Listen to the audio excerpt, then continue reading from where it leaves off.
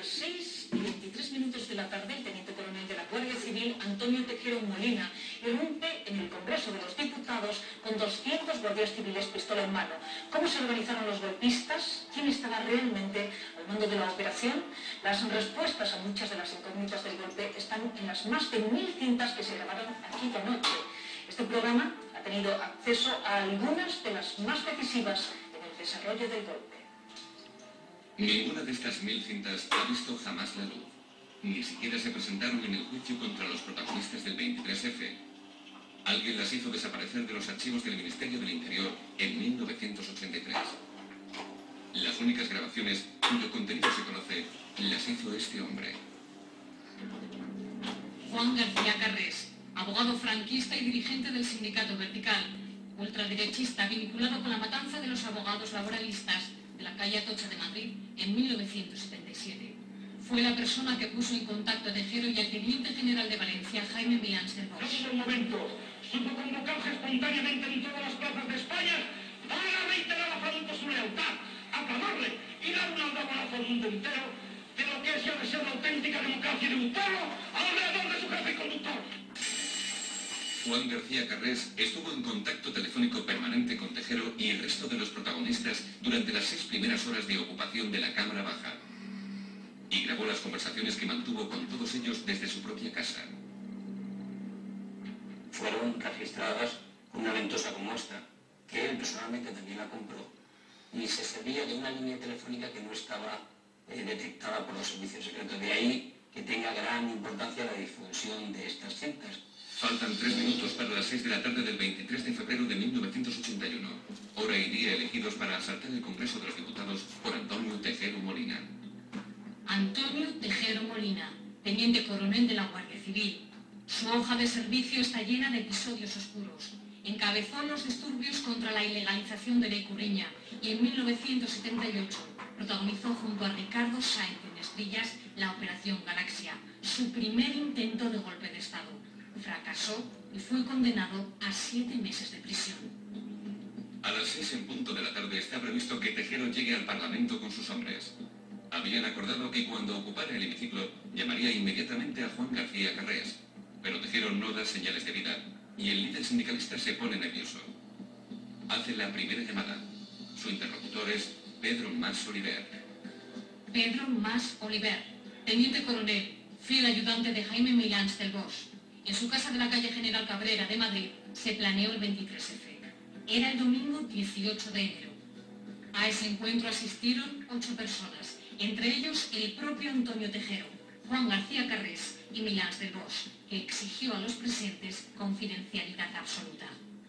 Estoy muy preocupado, porque son exactamente 57. Por lo tanto, la distancia de mi finca, calculada esta mañana, el recorrido, era cerca de 1 hora. El capataz iba a decir aquí cuándo saldría el tren. Claro. Así quedamos ayer, ¿no te acuerdas? Utilizan un código secreto. El capataz es Antonio Tejero, el encargado del tractor, palabra clave con la que se refieren al vehículo para trasladar a los guardias civiles desde el parque de automovilismo, aquellos que van a secundar su golpe de Estado.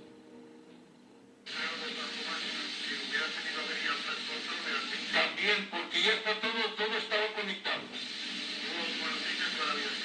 La última ha sido a las 12, que han venido a por repuestos. Bueno, me ha dicho que la variación entre las 18 y 10, como tú dijiste ayer, sería el 25. Tejero ha comprado 5 autobuses a nombre de su esposa, pero imprevistos de última hora le obligan a retrasar la salida del convoy. Porque no lo tocan en pie, porque estuvieron ahí 2 meses. Aquella mañana, a la hora de ponerlos en marcha, que no funcionaba. Que no arrancaba.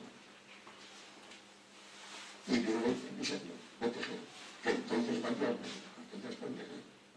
para que le dé sus camiones, para que se vea. ¿Para que den los camiones? Sí, claro, de la Guardia Civil, para trasladar a los medios. Solventados los problemas, a las 6:23 de la tarde irrumpen en el Congreso. Le acompañan 200 guardias civiles.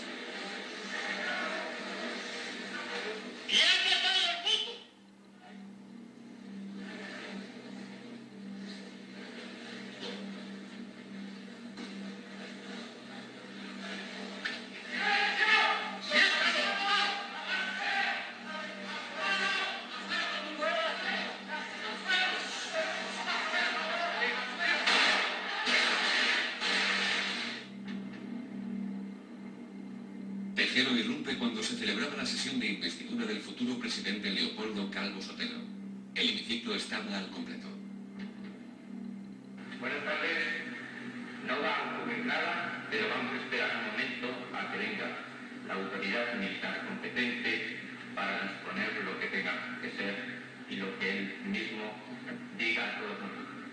Y la autoridad que es competente, militar por supuesto, será la que determine qué es lo que va a ocurrir. A la espera de que llegue esa autoridad, el elefante blanco, como se le ha llamado, se viven momentos tan tensos como este.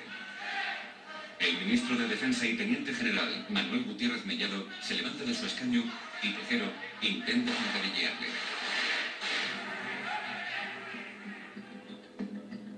Mientras García Carrés permanece en su casa y espera con ansia la ocupación del Congreso. Pero Tejero sigue sin llamar. Entra en escena Emilio Romero. Emilio Romero, periodista, director del periódico Informaciones, falangista de toda la vida. Se formó en la cadena de prensa del movimiento durante la dictadura de Franco. Gozaba de simpatías entre los golpistas. Mire, que acaban de ocupar el Parlamento. ¿Quién lo dice esto? Oye, yo te lo acabo de oír. Hijo, tú eres un mierda. ¿Por qué? Porque no has creído nunca. Joder, qué bárbaro. No has creído nunca. Está impresionado. No has creído nunca. Claro que soy.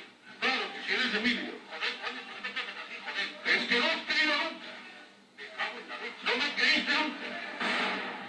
Entre tanto, los diputados siguen retenidos y Adolfo Suárez intenta en balde hablar con Tejero y buscar una solución.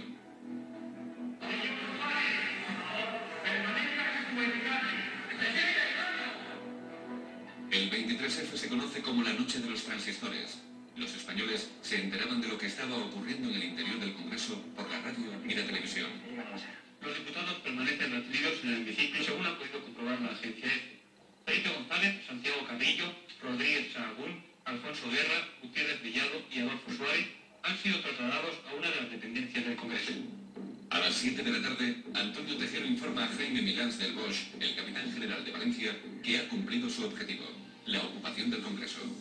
Es la llamada que Milans estaba esperando para dictar uno de los documentos más importantes del 23F, un mando militar en el que apoya el golpe de Estado. Capitanía General de la Tercera Región Militar, excelentísimo don Jaime Milán del Bosch y Lucía, Teniente General del Ejército y Capitán General de la Tercera Región Militar, algo saben. Ante los acontecimientos que se están desarrollando en estos momentos en la capital de España y el consiguiente vacío de poder, es mi deber garantizar el orden en la región militar de mi mando hasta que se reciban las correspondientes instrucciones de Su Majestad el Rey. En consecuencia, dispongo todo el personal afecto a los servicios públicos de interés civil quedan militarizados con los deberes y atribuciones que marca la ley. Tras la comunicación con Milans, se produce por fin la primera llamada de Tejero a Juan García Carrés.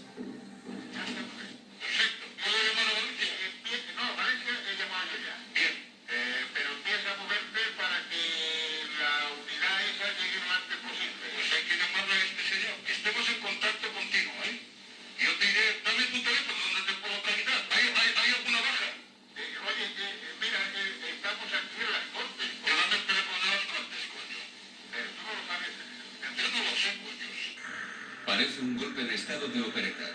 Ni siquiera conocen el número de teléfono a través del cual deben comunicarse. Una funcionaria del Congreso arregla el problema. Aquí habrá una antigua conocida tuya. ¿Sí? A ver, Juan. ¿Quién es? ¿Tienes un gabinete telemático? Hola, papá. Muy bien. Oye, que se ponga Antonio. Juan, oye, esto, ¿hay algún herido? Nada, de modo que... El gabinete telegráfico del Congreso será el lugar donde Tejero recibirá y realizará las llamadas. Pero Juan García Carrés no es la única persona con quien el teniente coronel de la Guardia Civil habla por teléfono. Hay un momento en que incluso a mí me dan un teléfono donde se puede hablar con Tejero y yo hablo con Tejero para decirle, pero ¿qué haces ahí? Pero yo no admito órdenes de nadie más que del general Milán del Bosch. Me dice, pero sí, pero has entrado diciendo el nombre del rey, eso no se puede tolerar. Ya me colgó el teléfono. El rey quiere parar el golpe y comienza a telefonear a todos los capitanes generales del país para asegurarse su lealtad. Mientras, en el Congreso, ajeno a estas llamadas, las noticias que recibe Tejero del exterior le hacen pensar que todo marcha bien. Oye, marchas militares en Radio Nacional. No me digas. señor, moral. Mira, escúchalas.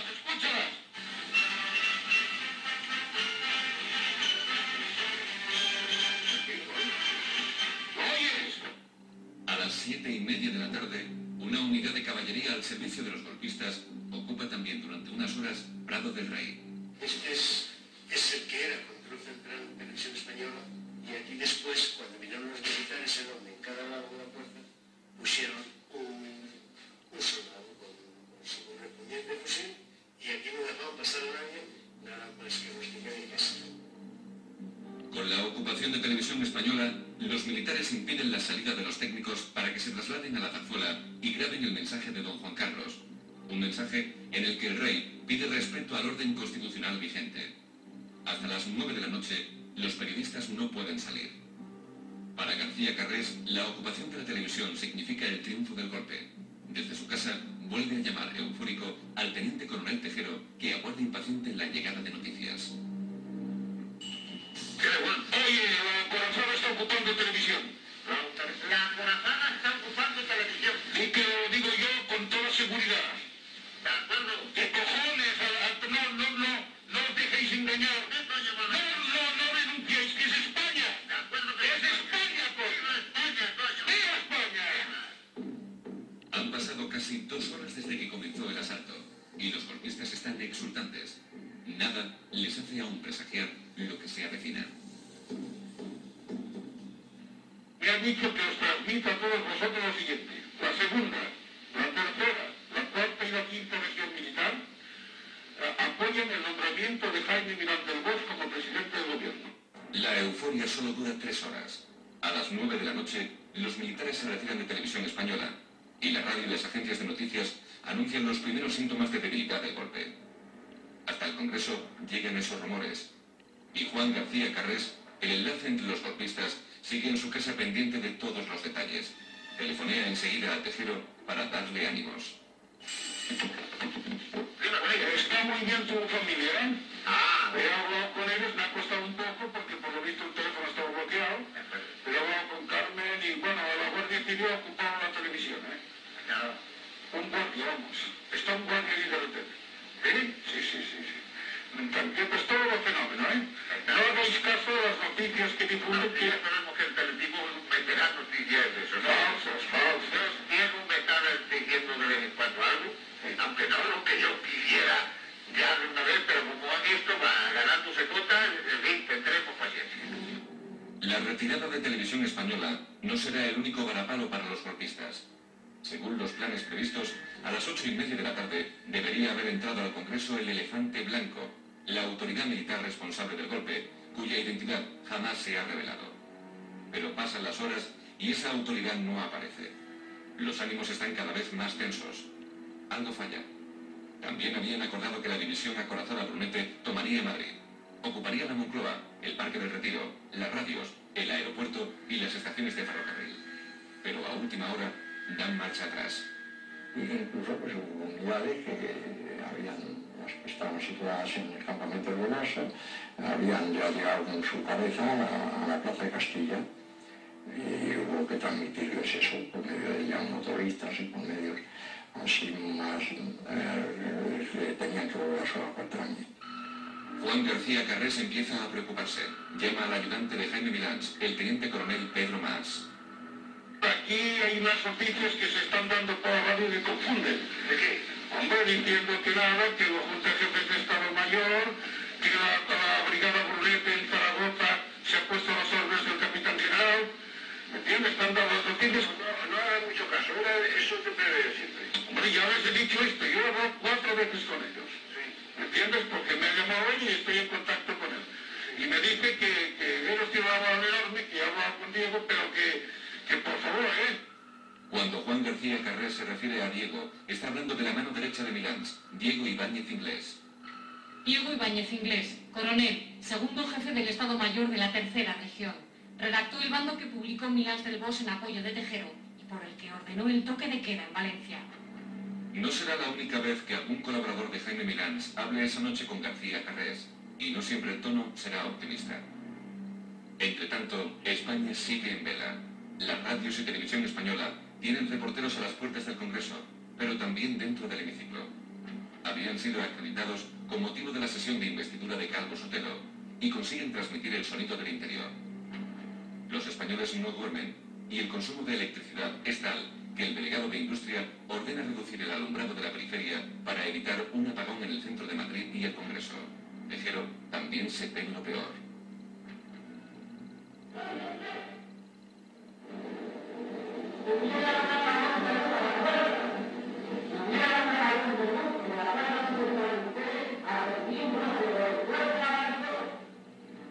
Las palabras de Tejero hicieron temblar a los diputados, sobre todo por lo que sus hombres hicieron después. Han empezado a entrar sillas y mesas, las han tumbado en la parte del centro de la Cámara y han empezado a despedazar las sillas por debajo, han sacado bueno, lo que tienen debajo la estopa exactamente, han sacado toda la estopa de los sillones, la han puesto allí encima y entonces lo que hemos creído es que aquello lo iban a incendiar y que bueno, que iban a cerrar las puertas, nos iban a pegar el apagón. De verdad, en aquel momento es el peor que hemos pasado porque estábamos convencidos hasta que nos hemos dado cuenta de que lo que se les estaba ocurriendo era hacer teas por si había un apagón de luz. En plena crisis, a las 10:30 de la noche, Juan García Carrés recibe una llamada esperanzadora. Es el coronel Ibáñez Inglés, el ayudante de Milans. Le anuncia que casi todas las regiones militares se van a sumar al golpe. Dime, Diego. Venga, toma, espera. Segunda región, tercera, cuarta, quinta. La primera se lo está pensando. Seguramente Baleares y seguramente Canarias le van a decir al rey, a Armada, que apoyan que lo nombre presidente del gobierno, a Jaime. Y entonces ya estaría todo solucionado. Entre los propios golpistas había distintas opiniones sobre quién debía estar al frente del futuro gobierno. Tejero lo tenía claro. Quería una junta militar presidida por el general Milans del Bosch. Yo creí en ese momento que sí, que estaba participando de un golpe armado Tejero y yo. Jaime Milans del Bosch, capitán general de la región militar de Valencia, descendiente de una familia aristócrata y de tradición castrense, monárquico y juancarlista, nunca se arrepintió de haber participado en el 23F. Han pasado 3 horas desde que ocupó el Congreso y Tejero empieza a desanimarse porque ninguna unidad militar ha acudido en su apoyo. Por eso, después de hablar con el ayudante de Milans, García Carrés llama al teniente coronel Tejero. Le dice que las cosas van muy bien. Intenta así evitar que se venga abajo. Fabulosa noticia, venga. Acaba de llamarme Diego y me ha dicho que os transmita a todos vosotros lo siguiente. La segunda, la tercera, la cuarta y la quinta región militar apoyan el nombramiento de Jaime Milans del Bosch como presidente del gobierno. La segunda, la tercera, la cuarta y la quinta. Apoyan a Milans del Bosch como presidente del gobierno. Y testigo yo.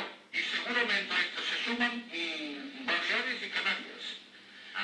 El de verano cuando se sume. No, ya están casi vamos. Cuando lo digan. Oye. No están en contra, cuidado, Pero ninguno de los capitanes generales de todas estas regiones militares se sumarán nunca al golpe. Milans del Bosch fue el único que sacó 1.800 hombres y 40 tanques a las calles de Valencia para apoyar a Tejero. Algunos medios hablan del fracaso del golpe y responsabilizan directamente a Milans de la intentona. Este desánimo es el que se transmite en la siguiente llamada de García Carrés al propio Milans. Jaime, el país acaba de lanzar una edición convocando a las masas para que se echen a la calle para decir que para protestar contra esto y que mencionan a ti. Esto tiene que cortarse inmediatamente. Porque además la serie está dando toda clase de noticias. Perdona, Pero Milans del Bosch no hace nada. Muy al contrario, recibe una llamada del rey que le ordena que repliegue todas sus tropas y anule el bando. Tejero está ahora más solo que nunca. Y Juan García Carrés intenta animarle llamando a su esposa Carmen. Carmen, estoy hablando con Antonio por el otro teléfono. Está fenomenal. Hombre, pues voy a ver si puedes. Habla bien, un momento. Habla bien fuerte para que ella te oiga. Papá. Sí te oigo. Sí te oigo. ¿Lo has oído? Oye. ¿Qué? Que dile por Dios que no haya sangre ninguna. No, hombre, no va a haber sangre, hija mía. No te... No, que lo queremos muchísimo todos. Faltan 10 minutos para la medianoche y aparece en el Congreso otro de los personajes clave del 23F, Alfonso Armada, monárquico tradicional. Se desplaza al Congreso para negociar con Tejero. En Zarzuela le advierten de que no hable en nombre del rey. General Alfonso Armada, segundo jefe de Estado Mayor, secretario de la Casa del Rey antes que Sabino Fernández Campo. Es el artífice de la llamada Operación Armada, un intento por crear un gobierno de concentración, con él a la cabeza y en el que entrarían representantes de todas las fuerzas políticas. Armada entra en el Congreso acompañado del entonces director general de la Guardia Civil, José Aramburu Topete. Quieren que Tejero claudique. En cuanto pude, me metí en el callejón que hay entre el Congreso y el otro edificio moderno del Congreso, y fue cuando el teniente coronel Tejero con un capitán, un teniente y un guardia primero, un cabo primero, salieron a mi encuentro con las armas, el teniente coronel con una pistola en la mano, y fue cuando yo le dije, teniente coronel, deje usted ya esta aventura, entréguese y acabe con la locura. Y me dijo, mi general, primero le mato y después me pego un tiro. Luego es el propio Alfonso Armada quien intenta negociar. Le propone su proyecto de gobierno, que no incluye a Jaime Milans como jefe del Ejecutivo y en el que además habría comunistas.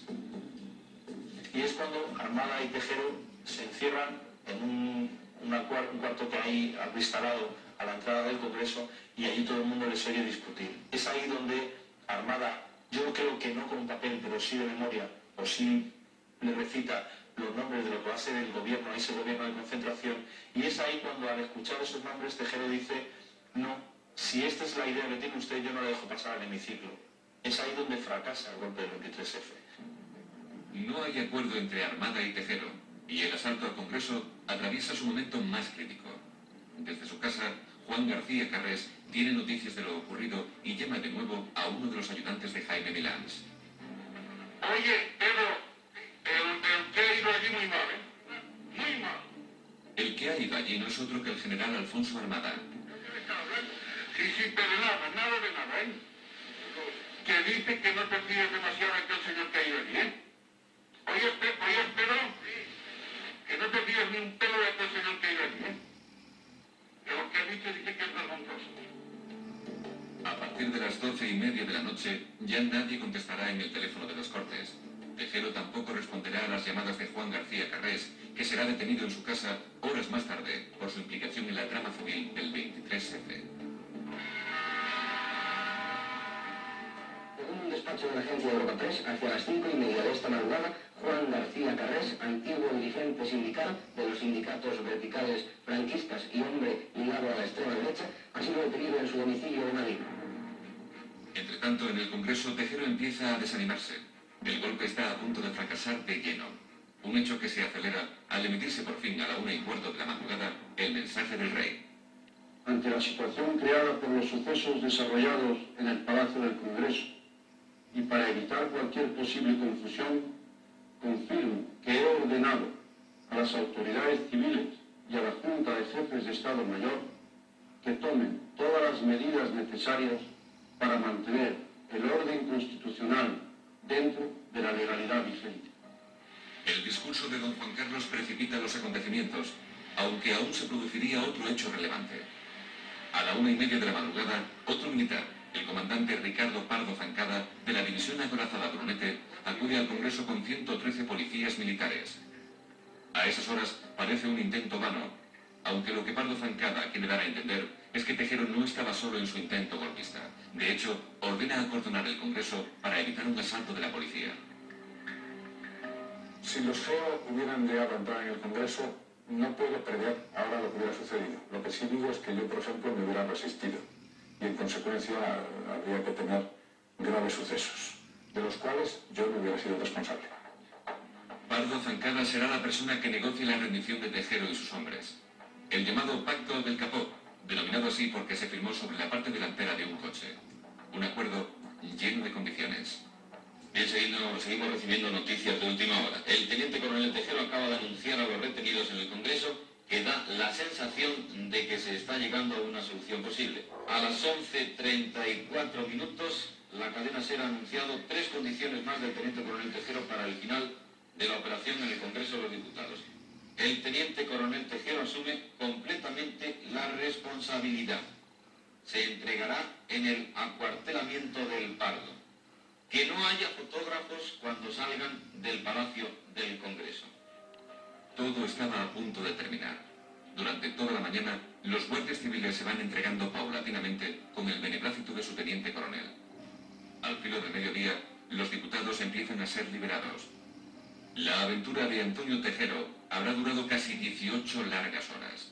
Un tiempo crítico en el que estuvo en juego algo más que la democracia en España y en el que sobrevoló, de nuevo, el fantasma de la guerra civil. Tanto Juan García Carrés, en la centro de los golpistas, como el general Milans del Bosch han fallecido ya. El que todavía vive para contarlo es Antonio Tejero. En el juicio del golpe pronunció una frase que da una idea de cuál fue realmente su papel. Yo quiero que alguien me explique lo que pasó el 23 de febrero, dijo él. Tejero pasó 16 años en la cárcel, pero lo cierto es que hoy en día sigue aferrado a su ideología de ultraderecha. Antonio Tejero está en libertad desde hace 10 años. Durante este tiempo ha guardado silencio. Sin embargo, 25 años después del 23F, el golpista, el hombre que intentó descarrilar el tren de la democracia, ha vuelto a la luz pública a través de una carta. El escrito se ha publicado en el diario Melilla Hoy. En él considera que se está desmembrando España y arremete contra el gobierno socialista y el proyecto de Estatuto de Cataluña. Este es un fragmento de la carta. ¿Quiénes son para repartir nuestro dinero a manos llenas a unos partidos catalanes que lo único que quieren es mandar a España a tomar viento? ¿Es que no van a parar de echarnos avispas para que se nos hinchen las narices y tiremos por la calle de en medio? Porque si no, ¿qué es eso de que Cataluña es una nación? Antes de publicar la carta en el diario melillense, el exteniente coronel lo intentó a través de una agencia de noticias. Dicen que, bueno, que cuando fue a entregar la carta de Press, pues estaba en cierto modo cargado de sol y sombra, de anís y coñac, ¿no? Por el 23F, Tejero fue sentenciado a 30 años de cárcel, de los que solo cumplió 15 y 9 meses, al verse reducida la condena por sus trabajos realizados en prisión. No era la primera vez que estaba entre rejas. Ya en el 78 compartió prisión militar con el capitán Ricardo Sáenz de Ilestrillas por la Operación Galaxia, una conspiración para asaltar la Moncloa. Desde entonces, la amistad entre ambas familias ha continuado hasta nuestros días. El hijo del capitán Ilestrillas y líder ultraderechista todavía mantiene fuertes vínculos con Tejero. Está bien, fuerte en condiciones, disfrutando de su tiempo libre, aunque con el corazón angustiado, a ver que la nación en la que tanto ama, pues se va a pique. El exteniente coronel tiene hoy 73 años y pasa grandes temporadas en un apartamento en la Costa del Sol. Es su retiro dorado. Allí disfruta de largas jornadas de sol en las playas malagueñas. Un equipo del programa intentó hablar con él.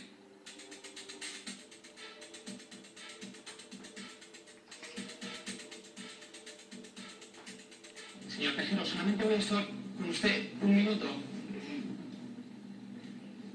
Señor Tejero, no va a hacer ninguna declaración. Solamente casi un minuto, por favor. Está muy molesto, no quiere recordar aquello. No quiere recordarlo, no quiere hablarlo. Durante estos años se ha aficionado a la pintura y al bricolaje.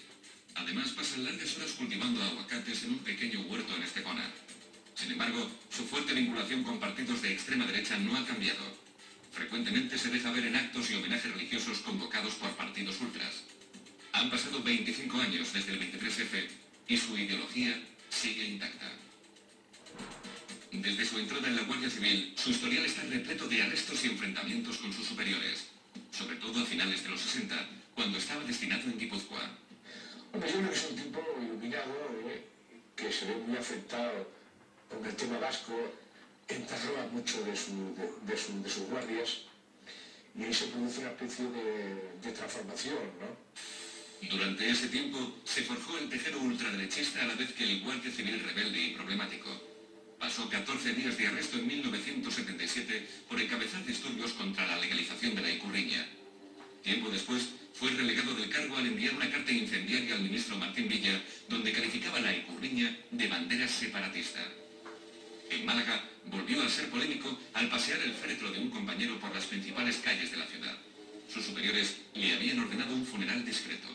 Era un personaje que vivía con la ilusión de llevar al poder de nuevo una junta militar y de liquidar la democracia. Para muchos, Antonio Tejero fue un hombre utilizado en el 23F. Él mismo reconoció durante el juicio no conocer la verdadera trama de la intentona golpista. Hoy, 25 años después, sus fantasmas siguen vivos. Antonio Tejero, el ultraderechista, el hombre de firmes creencias religiosas, ve amenazada su España nostálgica y ha decidido volver a la carga desde la palabra. Según ha informado este programa, ya ha redactado una provocadora segunda carta y está dispuesto a publicarla.